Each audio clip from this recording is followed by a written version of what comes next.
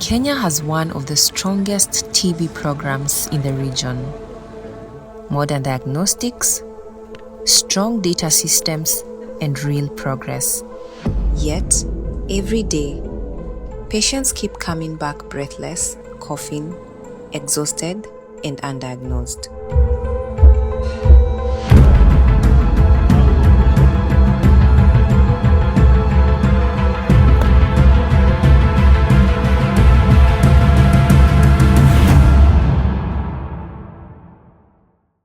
One of the things I could say about lung health conditions or respiratory-related conditions, they mostly, from a scientific perspective, present the same. The challenge of conditions that present the same is that on the face of it, you could end up treating one condition instead of the other one. For a very long time, we've had a siloed approach in our effort against TB and even other chronic lung conditions. And most of the times you notice that the focus is largely on TB, ruling out the other chronic lung conditions that have similar presentations as TB. And so clinicians in most of our facilities, you notice that they get stuck once they rule out TB, either bacteriologically or clinically. They get stuck what next for such patients. There's also a very high number of patients who are also misdiagnosed, and unfortunately we did not have a clear pathway or a clear outline of how we're supposed to deal with patients who are misdiagnosed, or where were we supposed to intervene early enough before the patients were misdiagnosed with TB. Before the project came, then there was limited capacity at the primary healthcare facilities. The other gap that we had was on diagnostic material. Before the iPACT project, there were data which we were missing. This is to include the fibrosis, the restrictives, COPDs. We never used to report them. We used to report asthma as a COPD. The system that we had at the county and also our facilities is just management of TB and general lung condition. The other thing is that we are likely to have been wasting a lot of resources in terms of unnecessary prescriptions for antibiotics and other commodities.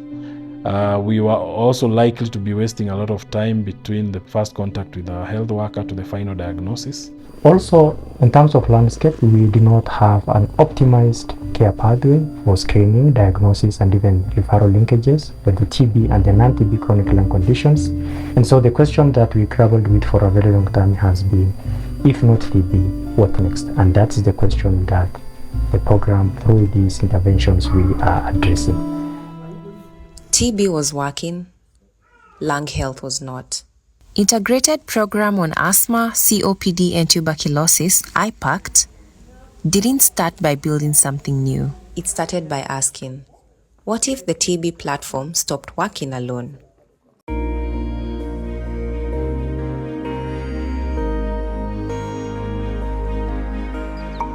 One of the things that we did was a lot of advocacy and resource mobilization, because unfortunately most of the donor funding is available for TB.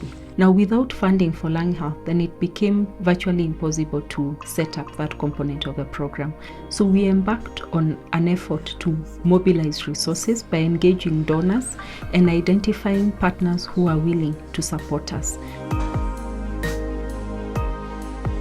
As we implemented the iPACT program, a lot has changed. One is the patient pathway, especially those who have a chronic cough.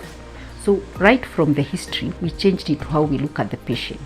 So if they have chronic cough, we also look for risk factors for other chronic conditions like asthma or COPD.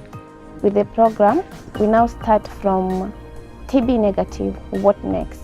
Now we do continue with the screening, we continue with the physical assessment, we continue with now lung functioning tests, which will lead us to clear diagnosis and clear management pathway. Currently, we have the lung function test that we are able to do right now, which starts from the card X-ray. The card X-ray is a computer-aided X-ray, which is aided by an AI. It helps in the interpretation of the X-rays. An X-ray narrows on who to send for gene expert. When the gene expert is negative, this is where the new intervention comes in. We are able to do further tests. And these further tests that we are doing, we do a peak flow meter, and we also do a spirometry. And the last thing we do is a 6-minute swab and an SpO2. So with this, we are able to pick conditions outside of TB.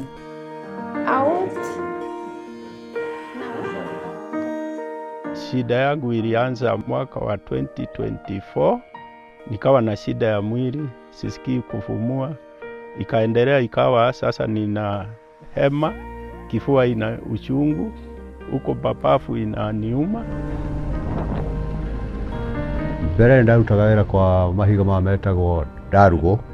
Rũkũngũ nĩ warĩ rũingĩ mũno. Niĩ ndĩ bundi wa thitima. Ũguo ndandĩkĩtwo gũthondeka macini cirengaga mahiga macio ma Kwale. Plus ndarĩ mũnyui wa thigara. Ona no nyuaga no nĩ thite nyihĩtie, nderwo nĩ ndagĩtarĩ ngarie gũcinyihia. Ũguo ndĩranyua ta kamũ ũguo. Na nĩkĩo ndaigua njenjetie. Nilifanya kazi kwa this flower farms yenye iko within Rongai 1. Ikakuwa most of the time wakispray hiyo maua na kuna venye nasikia kifua. Lakini sikuwa najua later on italeta shida. Naenda kwa chemist, nachukua dawa. Ninauziwa sometimes cetirizine, saa zingine Flugon na capsules hapo na meza. Sasa ikakuwa ni kama tendency kwa kila mwaka mwezi wa 7 lazima nilazwe hospitali. Nilikuwa naenda PGH na sikuwa nimejua mimi ni asthmatic. Napumua out then in. So nikakuja hospitali. Walirule out kwanza nipime kikohozi. Walisema haikupatikana kitu. A wiki later ile shida haikuisha. So daktari mwenyewe akasema wacha kwanza tupige X-ray. Na X-ray yenye nilifanywa ilionyesha kama niko na TB. So nilikuja nikafanywa counseling, kaniambia safari tutaenda naye because it will take me 6 months. Nilipomaliza dawa after 3 months ile shida bado ikarudi yenye nilikuwa nazo. Sasa niliporudi kwa daktari aliniambia Subukia, kuna vipimo zimekuja na tungetaka ufanye ili tujue the way forward. So alinituma hizo vipimo. Nikafanyiwa hiyo ya kufulisa, nikafanyiwa ingine na nikafanywa X-ray. Hiyo X-ray niliporudi alipotisiangalia akaniambia rag zangu za pande moja zimekuwa corrupt. When Boniface was diagnosed with left lung collapse, so that is the time we decided that this is a client who will benefit more with pulmonary rehabilitation. So we talked to the physiotherapist, and the physiotherapist was doing the breathing exercise and the pulmonary rehabilitation management, and also with the inhaler, and we also advised our client on the technique on how to use the inhaler. Nilifurahi baadaye hata kujua nini shida yangu. Na without those examinations singepata shida yangu.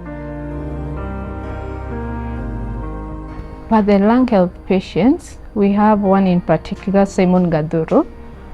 He came to us in December via the CHAI study. After screening, we found that he was at risk, so we assessed him. The X-ray had a nodule which we had to do the CT scan, and it was okay, so we went ahead to do the spirometry and the peak flow, which we did, and came out for COPD, and we started him on medication. Daktari Karo amenisaidia kwa njia mingi. Amenisaidia kwa vile alikuja kanipima, nikatuma Murang'a, nikakuja na report ya X-ray, nikampea, ndiye akaona ni dawa gani nimeandikiwa ninunue. Ino nĩ ndonirio ya gwĩkĩra dawa haha ngagucia o toguo ndagucagia rĩrĩa ndokire ngĩonio ndamĩkĩra ngagucia ĩgathira thĩinĩ na nĩ ngaigua yaingĩra kinya mahũri-inĩ nĩ ndĩmĩiguaga thia kinya ngaigua nĩ ĩraruta wĩra. Inanisaidia sababu kwa sasa mimi nafanya kazi ya kuhoma na tena ndakĩhomaga ndihotaga kũruta wĩra wega.